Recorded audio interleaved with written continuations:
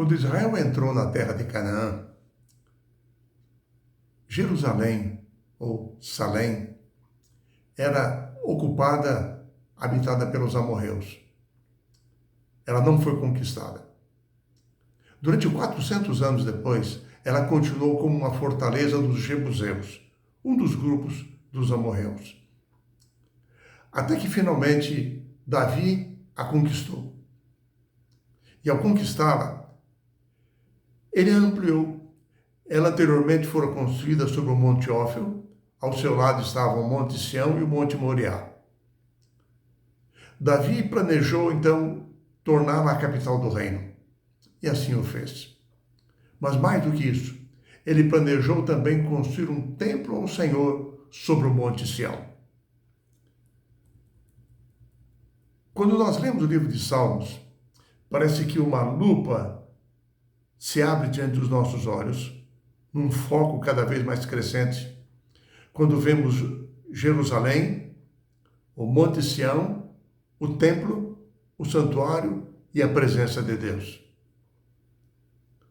Tudo isso resumido muitas vezes numa só expressão, Sião. Para Jerusalém, Monte Sião, o templo, o santuário de Deus, a presença do Senhor. Assim é que os chamados cânticos de Sião, os salmos, são alegrezinhos, exaltando a Sião. Eles foram compostos pelos filhos de Corá, que eram músicos e guardas das portas do templo. Sião é o lugar nos salmos onde Deus reina. Sião representa a presença viva de Deus em meio ao seu povo. Sião é um lugar de esperança e de alegria para toda a terra. Um lugar da obra salvadora de Deus em prol da humanidade. Um lugar das bênçãos divinas, um lugar de refúgio.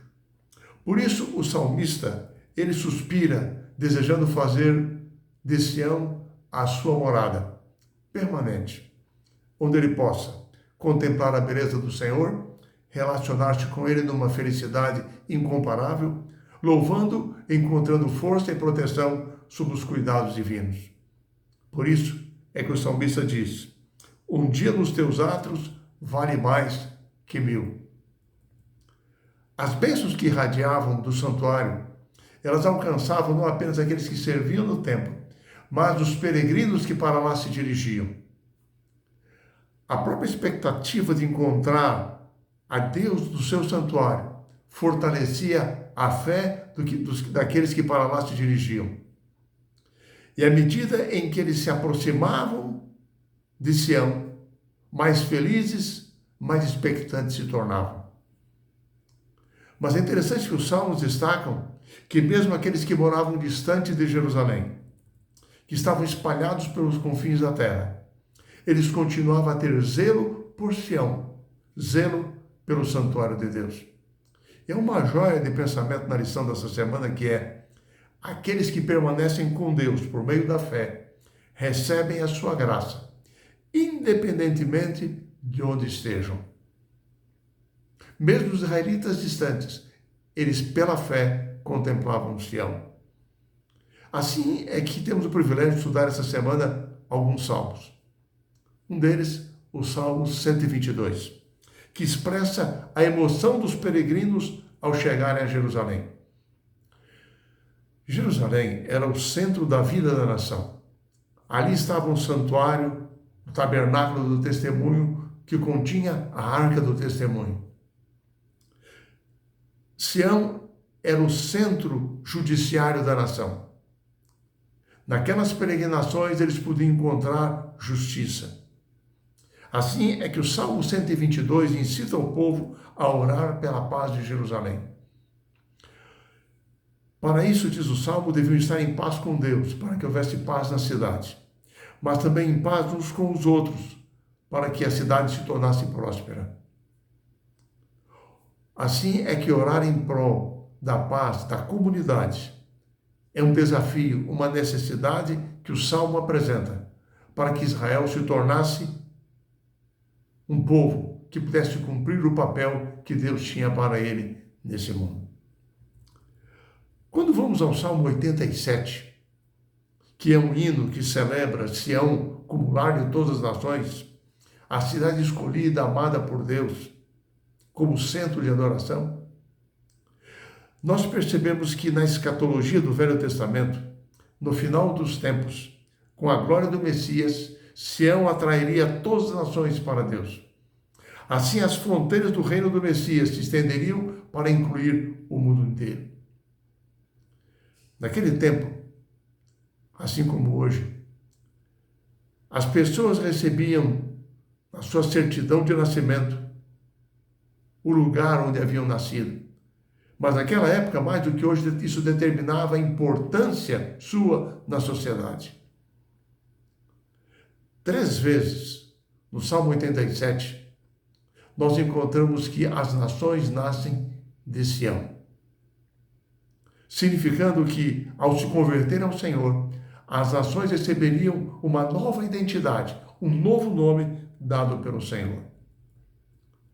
Quando nós traçamos um paralelo entre a escatologia do Velho Testamento e a escatologia do Novo Testamento, nós percebemos que, diante das aplicações que o Novo Testamento faz no livro de Salmos, em primeiro lugar, o Salmos 87 aponta para a salvação de judeus e gentios, o que no Novo Testamento se cumpre na união de todos eles através da igreja, salvos, redimidos por Cristo Jesus. Em segundo lugar, o Salmo 87 retrata a prosperidade deste ano, que é uma antevisão daquilo que no Novo Testamento nós conhecemos como o reino de Deus que encherá toda a terra. Em terceiro lugar, o Salmo 87 combina com a parábola de Jesus, na qual ele apresenta o reino de Deus como uma árvore que cresce e que abriga em sua ramagem todas as aves dos céus. Ao continuarmos estudando os Salmos nessa semana, nós percebemos que o Salmo 46 faz uma vívida descrição de um mundo confuso, no qual calamidades naturais retratam o mundo controlado por nações que guerreiam entre si. Porém, o Salmo destaca que, ainda que tudo pareça mal, a presença divina está aqui. Porque, ainda que tudo pareça mal, Deus não abandona o mundo, porque o seu povo está aqui e Deus está no meio do seu povo. Por isso, ainda que tudo pareça mal, o povo de Deus se sente seguro. Ele pode encontrar esperança e encorajamento na presença e no cuidado de Deus. Assim é que o Salmo 46 nos anuncia 2 grandes verdades. A primeira delas é que a paz não é o resultado da ausência de provações. Ela existe nesse mundo. Mas a paz é um dom de Deus para os seus filhos que nele confiam. Em segundo lugar, este salmo nos mostra que a intervenção final de Deus será não apenas para a destruição do mal, mas será para a restauração de todas as coisas. Assim é que nós chegamos ao Salmo 125. E ele retrata que aqueles que confiam no Senhor são como o Monte Sião, inabaláveis. Porque a certeza da proteção, do cuidado de Deus sobre eles, lhes inspira confiança, mesmo quando parece que o mal está prevalecendo. Muitas vezes os fiéis são desencorajados e tentados pelo sucesso aparente dos ímpios a seguirem o seu caminho. Porém, os salmos advertem. Quando nós não entendemos as provações, os mistérios da provisão de Deus, da providência de Deus, mesmo assim podemos confiar na bondade do Senhor. O chamado de Deus nesse salmo é para que os seus filhos permaneçam com fé no Senhor, inabaláveis como o Monte Sião, independentemente das provações que eles sofram neste mundo. Enfim, nessa semana, nós aprendemos que no Velho Testamento, as bênçãos do santuário ocorriam naquele presente, mas a plenitude da vida estava em Sião, no futuro, na Sião restaurada por Deus. No Novo Testamento, aprendemos que cantar os cânticos de Sião expressa a nossa confiança no cuidado divino de Deus sobre a nossa vida hoje. Podemos cantar hoje os cânticos de Sião, porque isso mantém viva a nossa convicção, a nossa esperança do reino de Deus, na sua segunda vinda e na nova terra. Os salmos de Sião podem ser cantados por todos aqueles que desejam para sempre habitar na Nova Jerusalém. Outra joia que encontramos de pensamento na lição desta semana é que o compromisso de não esquecer Sião é a promessa dos peregrinos que nunca aceitaram o mundo como a sua pátria. Continuam aguardando novos céus e nova terra.